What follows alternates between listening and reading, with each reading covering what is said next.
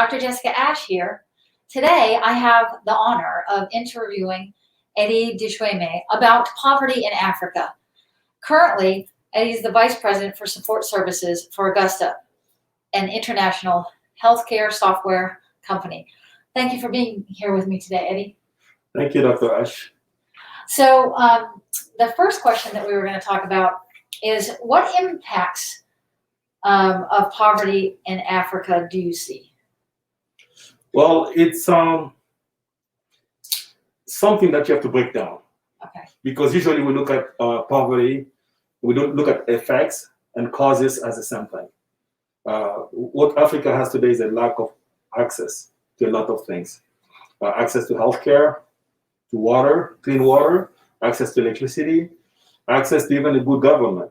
So what that creates is what? Access to clean water creates a lot of waterborne diseases. Access to healthcare creates epidemics like Ebola, cholera, and stuff like that. So we know that we have to break down the effects and the causes. But right now we know for a fact that in many, many countries in Africa, there is a big impact. A big impact because we have war, conflict that's never ending because of poverty. The people who are so poor are taken advantage by rebel groups, by soldiers, by military, to continue the war internally and externally. So that's the point of mentioning impact in different angles and not one angle. That's terrible. So how do you think that public discourses shape public attitudes towards people in poverty? Well, public discourse, and I know you're in linguistics, so you're going to be able to understand this. The world looks at poverty in Africa as something that they can solve quite without looking at the human element of poverty. Okay, they look at it as an economic issue.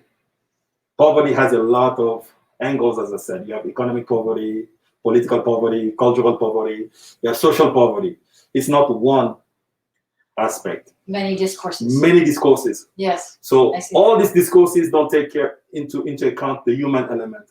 How does somebody who's living in poverty reacts to you trying to offer him help by calling him names, by minimizing his human side, by actually making him lower than human, and not also neglecting the history of poverty in Africa. Before the 15th century, Africa was a good continent that was evolving. But because of slavery and colonization, poverty got bigger than what we expected. So we neglect that history by trying to resolve it, only looking at the economic side and not looking at the human side. And that's what I see in public discourse when I talk about poverty in Africa. It's like taking it completely out of context. Yes. I mean, I'll use an example in parallel. In the US, you go to a poor neighborhood. Okay, a poor neighborhood, it could be any neighborhood, but it's poor. And you walk in there, you say, I'm going to solve your issues by giving you bread, by giving you water. They're going to feel insulted. Okay, you have to address what causes that poverty and how do I resolve it. And to me, it seems like we have to look at the three angles of poverty. Okay. Poverty has three different aspects of it that we don't talk about a lot. You have individual poverty. That I believe is the responsibility of the government. Okay, when somebody is poor, it's poor because they have low income. They have no access to healthcare. They have no access to good food, to good water. That can be taken care of by the government, local government. You have community poverty. Communities that don't have any schools, stadiums, hospitals, clinics, libraries, museums. That's community poverty. That's also a responsibility of the local government. Yes. Country poverty is when you have a lack of big infrastructure, highways.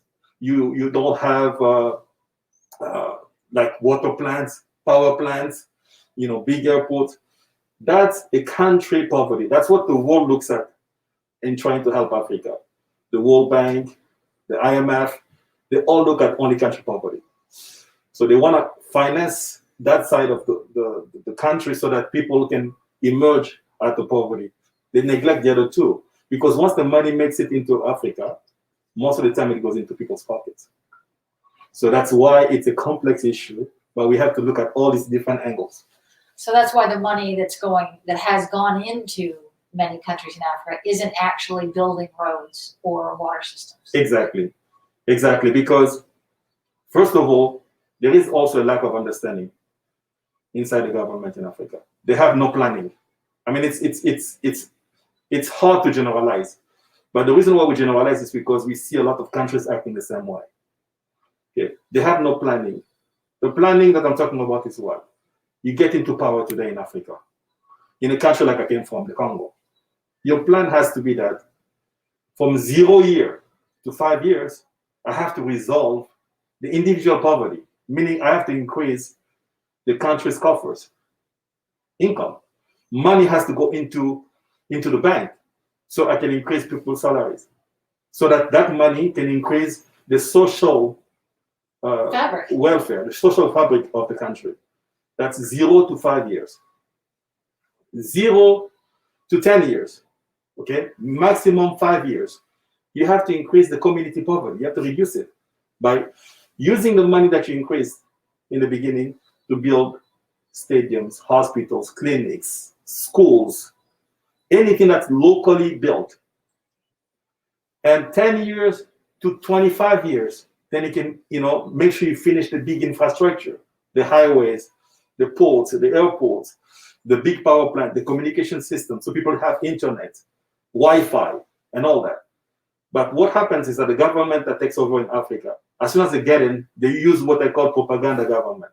They start giving people money, giving people food, building a small project here, and people are applauding because they said, at least he's doing something. But there is no planning as far as, helping people out of poverty. And that's my point. Wow. So what do you think can be learned from worldwide measures devised to tackle poverty? Yeah, that's a good point. That's a very, very good question. The intentions are always very good. Okay? The UN did a program called Millennium Development Goal, which was supposed to be effective by 2015. So in 2015, most of the poor countries were supposed to be out of poverty because they said, well, what is poverty? Poverty is defined as somebody who makes $1. That was in 1996. In 2008, it became 125. Today it's $1.90. Oh my a gosh. day. So that's what poverty is defined. So if you make $1.90 or more, then you're not poor. So they look at that side of it and say, well, this person is not poor because he's making that much money. But if that person is making $1.90 a day and he has no access to healthcare, no access to schools, no access to a museum, to a library, is that person okay? I mean, you live in the US. Imagine you have all the money in the world, but you have no clinic, no schools, no hospitals. You feel poor. No clean water. No clean water. So that's why these measures were devised to address the extreme poverty by increasing the income of the lower, I think the lower, I don't want to say the lowest, because it doesn't, seem to be good, but the poorest of the world. But they address only the economic side. Not the social, not the political, not the cultural. They neglected all that. So is there a way to move forward? Do you see changes that could be made in these measures that were devised? I mean, they're not working. So what could we do differently? To include leadership inside. They have to actually look at leadership, African government. As long as the governments are bad, no program would work. You can pour money into Africa as much as possible. It will never work. It's going to end up in people's pockets. They're going to all get rich. They're going to be happy, but the countries won't be happy. That aspect, leadership, is neglected inside any program that the UN created. Right now, they have what they call the Sustainable Development Goals. Look for leadership inside. You won't see it. They talk about infant mortality. They talk about how much people make it in a single day, education, social. They're not talking about leadership. The people are going to manage the money. The people are going to really actually help the countries get out of poverty. And as I said in the beginning, we have individual poverty that has to be done inside the country. That has to be reduced inside the country. not outside. Community poverty. It has to be part of the government responsibility to reduce community poverty. And it's not part of the UN or the outside world. So that's my point. They have to look at leadership and how to increase leadership in Africa. And to clarify one point earlier, you said, and they all get rich. And what you meant by that was the politicians get rich. The politicians in Africa. Yeah. Above all, when I talk about Africa, believe me, I'm referring a lot to the Congo, okay? Because I have a lot of experience in the Congo. I know about the Congo. The Congo is the richest country in the world, potentially. But if you look at the 5 poorest countries in the world, the Congo is there. And sometimes it's the poorest. Why is that? Yeah, Yeah. that was what I was going to say. Why is that? Yeah.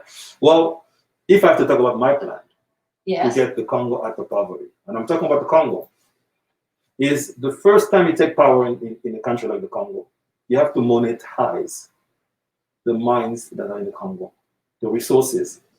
Whatever resources you have, whether it's agriculture or mining, you have to monetize it. You have to come up with a plan on how to make money from that. The Congo has a budget of $5 billion a year. That's it. 5 billion for a country of 100 million people. And the rest of the budget comes from outside. They actually ask half of that money to come from World Bank, IMF, Club de Paris, Club de Londres. If you don't increase the money that you have in the bank, there is no way you're going to be able to resolve these issues. So the first part of it has to come from leadership inside. Right. How do you come up with a plan to increase the money so that you can do the other projects? You can build ports, you can build airports, you can build highways. You can get help from the outside investors, but after you've done some part of it yourself. So I hear you about the leadership and certainly about the monetization, because there are so many resources there that can be used to help the people. Yes. But besides that, what values or measures or narratives do you support to tackle poverty in Africa? Well, it has to be done in a propaganda way. Okay. The reason why I said in the beginning that discourse affects people's reactions, it's very important. When you go into a poor part of the country, and in certain countries, all the country is poor, so it's every single part of the country, and you want to add highway lights, just like in a traffic light, okay? For you, it's like, oh yeah, it's a necessity in the US, but for them, it's not. They need to eat first. So for you to do it, maybe it's an advantage for them, but you have to have propaganda. You have to tell them why you're doing it. You have to explain it to them. You have to have narrative about poverty that's not detrimental to the people who are poor. I gave the example of the US, going into a black neighborhood, okay, that's extremely poor. And you go ahead and tell them, I'm gonna give you bread, I'm gonna give you water, because you're poor, and I'm gonna help you, and applaud for me. They're gonna kick you out, okay? It depends on how you talk to them. And that's the one thing that was neglected in every single program done for Africa. And maybe it's got cultural issues in there, maybe it's because of the history, I'm not sure. But I look at the Western world as if they're using glove hands to tackle poverty in Africa, because they're afraid of offending Africans when they talk about poverty, but they're actually doing it without knowing. That's a shame. Yes. That's a shame. Well, I'm sorry that we're out of time today.